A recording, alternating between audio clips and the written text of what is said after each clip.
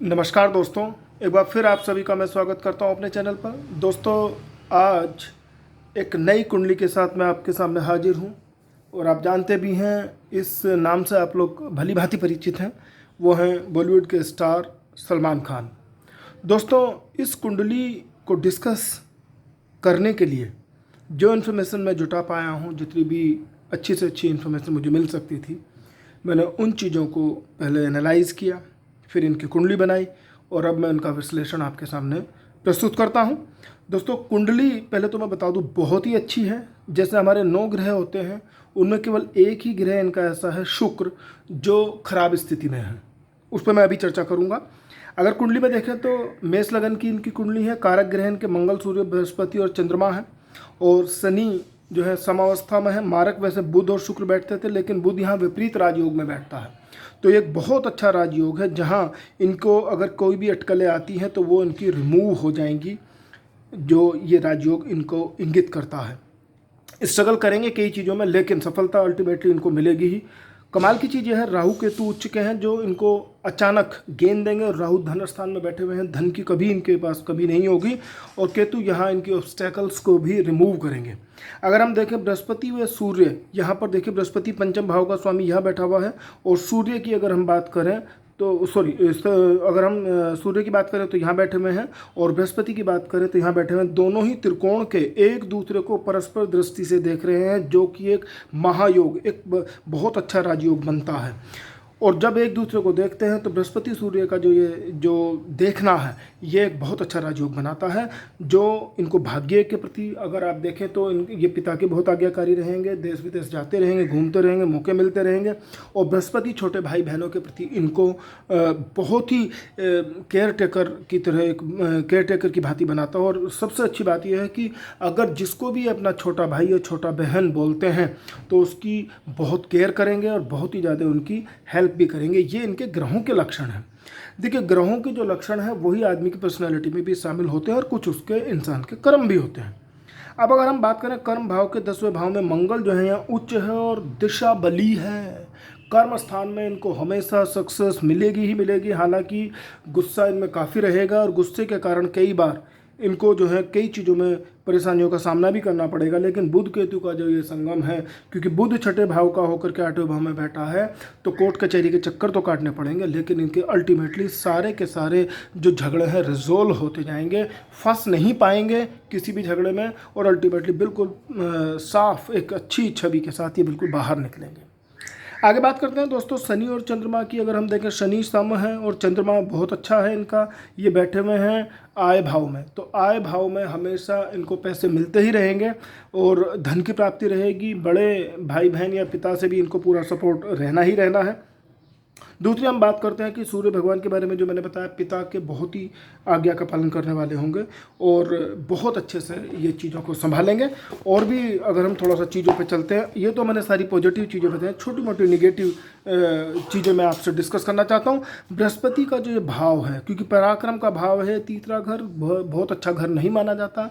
इनको बहुत अपने छोटे भाई बहनों के लिए मशक्क़त करनी पड़ेगी, भागदौड़ करनी पड़ेगी, कई बार फंस भी सकते हैं, पजेसिव हो सकते हैं कई चीज़ों को लेकर के। अच्छा, शुक्र जो है इनका दाम्पत्य जीवन का जो स्वामी है, वो यहाँ आकर के बैठता है कर्म स्थान पर, वो भी मारक है। तो ये पक्का है, मैं लिख करके दे सकता हूँ कि इनकी शादी बहुत मुश्किल से होगी, और आप कहें तो नगण्य चांस है शादी होने के, क्योंकि शुक्र का प्रभाव इनके कर्म क्षेत्र पर है। तो शुक्र जो है इनको अच्छी चीज़ों के प्रति आकर्षित करता है, और स्पेशली जो एक फीमेल सेक्शन है, तो कर्म क्षेत्र में जो भी इनकी फीमेल्स होगी उनको ये सपोर्ट भी करेंगे, अच्छा काम करने के लिए प्रेरित करेंगे। लेकिन अल्टीमेटली कहीं ना कहीं इनके रिलेशन जो है उनके साथ जैसे जैसे समय बीतता चलेगा बहुत अच्छे रिलेशन नहीं बन पाएंगे। तो कुंडली का केवल इनकी दोष यही है। अगर मुझसे कभी ऐसा सलमान खान इस मेरी वीडियो को देखते हैं तो वो ज़रूर देखें। मैं उनको शुक्र के बीज मंत्र का जाप करने के लिए बोलूँगा, क्योंकि ये इतना मैंने इनमें एनालाइज़ किया है, जितना मैंने सुना है इनके बारे में, कि धर्म विशेष को ये बहुत ज़्यादा तवज्जो नहीं देते, हिंदू धर्म को पूरा मानते हैं। तो मैं समझता हूँ अगर इन तक ये बात पहुँचती है, ओम शुम शुक्राय नमः, ये बीज मंत्र अगर ये शुक्र का पढ़ते हैं 200 दिन तक, 108 बार डेली इनको वो माला पढ़नी होगी शुक्ल पक्ष के शुक्रवार से, तो इनके शादी के चांसेस बन सकते हैं अगर ये चाहते हैं तो। अब दोस्तों हम बात करते हैं कि अगर चूँकि मंगल यहाँ दिशा बली है तो कर्म क्षेत्र में कभी भी इनको प्रॉब्लम नहीं आनी है। अगर हम इनकी दशा की बात करें, बृहस्पति की दशा इनकी 86 से शुरू हुई थी और 2002 तक रही है। बृहस्पति चूँकि यहाँ देखा हमने अपने भाई बहनों के लिए इन्होंने काफ़ी मशक्क़त करी है, लेकिन इनको कभी भी सफलता का स्वाद बहुत अच्छे से चखा है। बीच में ज़रूर कुछ ऐसे पीरियड आए जब ये डिस्प्यूटेड केसेस में फंसे, लेकिन अल्टीमेटली निकल भी आए। और 2002 से शनि तो इनका बहुत ही अच्छा है, बहुत ही उत्तम है, इनको धन की कमी कभी नहीं हुई और 2021 तक ये चलेगा।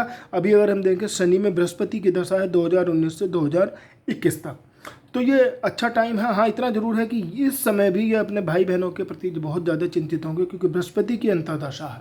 तो इसके लिए ओम ब्रह्म बृहस्पते नमः अगर ये इस बीज मंत्र का जप करते हैं तो अच्छा रहेगा। आने वाली जो ग्रह रहेगी वो बुध की आएगी 2021 से, वो भी अच्छा रहेगा। बुध इनको आध्यात्मिकता की तरफ ले जाएगा और जब बुध में बुध की ग्रह रहेगी तो इनके जो भी कुछ ऑब्स्टेकल्स होंगे, जो भी इनकी ज़िंदगी में परेशानियां होंगी, वो भी अच्छे से रिमूव हो सकती हैं। देखें, हर आदमी के जीवन में अंतर्द्वंद चल रहा है, पता नहीं उसकी क्या दिक्कतें हैं, क्या परेशानियाँ हैं, तो ये तो पता नहीं चलता है, लेकिन अल्टीमेटली क्या होगा कि इन प्रॉब्लम्स को ये रिमूव कर सकते हैं। और चंद्रमा का मोती इनको बहुत ज़्यादा सूट करेगा।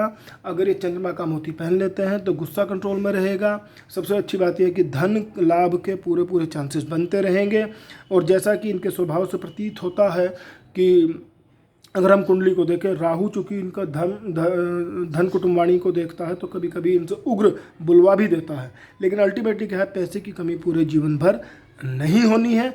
और हमेशा एक हैबिट इनकी रहेगी, स्वास्थ्य इनका अच्छा रहेगा। हैबिट ये रहेगी कि दूसरों का हेल्पिंग एटीट्यूड इनका बना रहेगा। प्रॉब्लम क्या है कि शुक्र चूँकि कार्य क्षेत्र में है तो कई बार कुछ लोगों को इनसे आहत भी होना पड़ेगा, कुछ लोगों का जाने अनजाने कुछ बुरा भी इनके द्वारा हो सकता है। तो मैं ये तो नहीं कहूँगा ये इंटेंशनली उस चीज़ को बुरा करेंगे, लेकिन इनको पता भी नहीं चल पाएगा कि क्या चीज़ बुरी होगी, क्योंकि गुस्सा जो है कई बार आदमी की बुद्धि को थोड़ा सा दूसरे रास्ते पर ले जाता है, उसको पथ भ्रष्ट कर देता है कई बार। तो इस चीज़ का इनको ध्यान रखना होगा। शुक्र का मैंने स्पेशली बताया है, अगर ये ऐसा करते हैं तो बहुत ऊंचाइयों पर जाएंगे, ये सम्मान मिलेगा, समाज में इज्जत मिलेगी और अच्छे से ये चीज़ों को लेकर के चल सकते हैं। वैसे कुंडली बहुत अच्छी है दोस्तों। इस कुंडली को अगर मैं देखता हूँ तो मैं यही कह सकता हूँ कि इस कुंडली को 100 में से 90 नंबर मिलने चाहिए। केवल एक शुक्र ही पक्ष ऐसा है जो थोड़ा, वो कमज़ोर नहीं है, वो मारक है। वो कई बार क्या है कि कर्म क्षेत्र में आकर के कुछ ना कुछ गड़बड़ करा सकता है या करा देता है। तो इन्हीं शब्दों के साथ दोस्तों मैं अपनी वाणी को विराम दूंगा। आप किसी भी सजेशन के लिए मुझे लिख सकते हैं। मेरा चैनल सब्सक्राइब कीजिए और ताकि आपको नए वीडियो मिलें तो इसके लिए बेल आइकन को प्रेस कीजिएगा।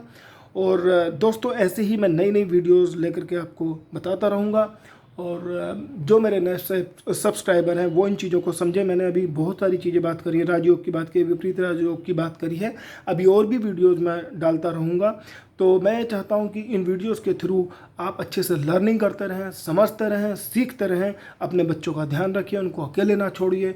अभी जो ये 21 जून को सूर्य ग्रहण होने वाला है, ये काफ़ी कई मायनों में बहुत कई चीज़ें बड़ी विकृत होने वाली हैं आने वाले दिनों में। कुछ महामारियाँ जो है वो उग्र रूप ले सकती है, कुछ आंधी तूफान या इस तरीके के भूकंप की भी कहीं सुनने को आशंका मिल सकती है। और कहीं ना कहीं कुछ युद्ध की स्थिति भी आसार बनेंगे। और कुछ नई सेलिब्रिटीज़ जो हैं, जो जगमगाते, जिनको हम सितारे बोलना चाहिए, उनके साथ भी कुछ अनहोनी घटना घट सकती है।